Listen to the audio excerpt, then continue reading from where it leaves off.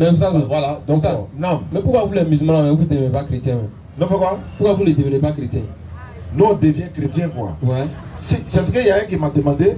Il dit, les chrétiens veulent marier ma fille. Qu'est-ce que j'ai dit? Il a dit, je suis d'accord à une condition. Non. Tu appelles ton pasteur, moi je viens, Bible et Courant sur table. Il faut me montrer que Jésus est de même de ma fille s'appelle. Je n'ai pas dit toi, hein, ton pasteur. Non, il n'avait pas. Et puis, je veux que ça soit devant les fidèles après le culte. Ah, oui, oui. Bismillah. Salam alaikum. Wa alaykum assalam wa rahmatullahi wa barakatuh. Ok, c'est le même Mohamed de la diaspora, le nouveau converti aussi. Oui, oui, voilà.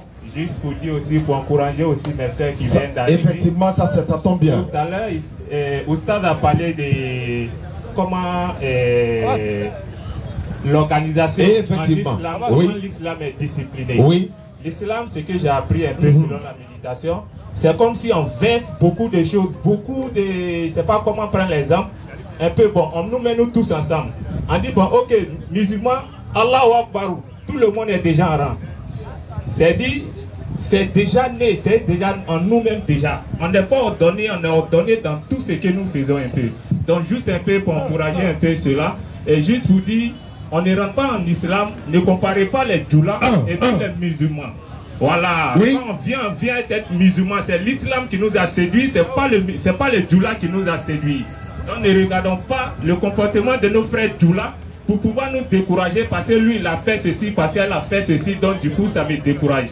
C'est le Coran qui nous a séduit, donc continuons un peu dans ça. Donc bismillah, ce que je voulais savoir un peu selon mes recherches un peu, bonne arrivée au Saz. Au fait, c'est concernant la zakat fitr. Voilà, le prophète sallallahu alayhi wa sallam nous a dit dans le Saint-Coran un peu que la zakat fitr, je voulais juste savoir si en nature ou bien en espèce là, entre les deux, qu'est-ce qu'il y a plus de mérite? Voilà, parce que chacun, souvent, d'autres ont tendance à donner l'argent facilement, mais l'argent, oui, c'est facile. Mais est-ce que c'est ce qui a été ordonné réellement? Qu'est-ce qu'il faut faire entre les deux là pour pouvoir avoir plus de mérite? Parce que la zakat fait partie des 5 piliers de l'islam pour accompagner un peu le jeûne. Bon, si on donne ça en espèce et que l'imam est parti donner ça à quelqu'un, bon, peut-être qu'il a donné en même temps, ou bien, bon, nous en moins par exemple, des cacha, ou bien maloussou à la maison, supposons. Et puis l'imam ça a acheté rizière pour donner ça à la personne. Or, le prophète a dit, c'est ce que tu consommes que tu donnes. Bon, il y a un peu des trucs aussi que je voulais savoir. Ok, je vais amplifier les détails. D'accord. Premièrement, dans les livres de la charia, à savoir Samadan, Fatimatul Ezia, Akhdari et tout ça, on dit la nourriture que tu consommes, c'est cela que tu dois donner en zakatul fitr. Maintenant, à notre époque, il faut contextualiser les choses. Allons-y. Maintenant, quand tu donnes riz à un pauvre, à un nécessité là-haut, et qu'il n'y a pas la de popote dessus là, est-ce que ton crachat va prendre pour préparer avec? Non. Donc, ce qui est encore plus méritoire, plus mieux, plus contextualisé à notre époque actuellement, c'est de le donner en espèces. C'est maintenant à lui de savoir qu'est-ce qu'il a besoin, à savoir si c'est l'habit qu'il a besoin pour ses enfants, ou bien c'est de la nourriture qu'il a besoin. Là, il s'en va acheter et puis il prépare pour consommer. Maintenant, ce qui est plus méritoire, et à Rajah, la majorité des savants sont allés là-dessus, soit tu donnes ce que tu consommes et puis tu ajoutes l'argent des popotes là-dessus, ou bien tu donnes en espèces. Maintenant, ceux qui doivent recevoir la zakatul fitr, tu me prends la sourate 9, verset 60. Sourate 9, sourate Tawa, verset 60.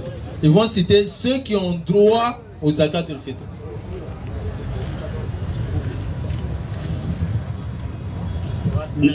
Oui, sourate 9, le verset 60. Non. Les sadaqat ne sont destinés que pour les pauvres. D'abord les pauvres. Les indigents. Les indigents. Ceux qui travaillent. Voilà, la partie là m'intéresse. C'est-à-dire, l'imam qui reçoit zakatul fitr là, et puis c'est lui qui s'en va distribuer là. Lui aussi, il a sa part dedans. L'imam est pauvre, lui il n'a rien où. Quand tu lui donnes zakatul fitr 100 000, 200 000, faut aller partager aux pauvres. Alors que lui-même dans sa maison c'est chaud. Tu vois que c'est bizarre. Donc dans zakatul fitr là, il doit avoir un peu pour donner à sa famille également. Oui. Ceux dont les cœurs sont à gagner à l'islam. Voilà.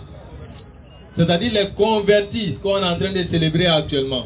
Eux aussi, ils ont droit à zakatul fitr. L'affranchissement des jougs. Ouais, voilà un peu. Ça, c'est au temps de l'époque hein, quand le prophète Mohammed sallallahu alayhi wa sallam était là. Mais actuellement, on peut le traduire par celui qui n'a rien fait, qui se retrouve en prison actuellement. Et toi, tu t'en vas le délivrer hein, de la prison. Ça peut rentrer dans ce cadre. On va s'arrêter là, Inch'Allah.